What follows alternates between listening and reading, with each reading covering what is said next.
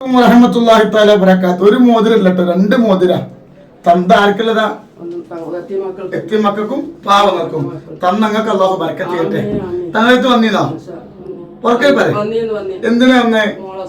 എന്തിനാ മോൾക്ക് അസുഖം? എത്ര വർഷം? വിഷമം ഉണ്ടായിരുന്നോ? നല്ല വിഷമല്ലേ? നേരോ? തങ്ങൾ പാപ്പത്ത് വന്നു. തങ്ങൾ എന്തായിരുന്നു?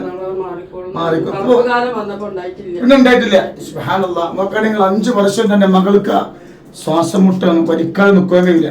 സ്വലാത്തുൽ ഫാത്തിഹയുടെ മജലിസ് കാണാൻ തുടങ്ങി ഇവിടെ വന്നു. ഇപ്പൊ പൊന്നുങ്ങൾക്ക് രോഗമില്ല. രോഗം അല്ലാഹു കൊടുക്കാതിരിക്കട്ടെ. ഈ മോതിരത്തിൽ എത്തിമക്ക് ഒരു ബർക്കത്തുള്ള അല്ലാഹു ഒരു വിഷമം കൊടുക്കാതിരിക്കട്ടെ കേട്ടോ. ഇൻഷാ അല്ലാഹ് ഇത് നമ്മളെ പവറല്ല, സ്വലാത്തിന്റെ പവറാണ്. ഇനി മരുന്ന് കുടിക്കേണ്ട അവസ്ഥ നമുക്ക് കൊടുക്കാതിരിക്കട്ടെ.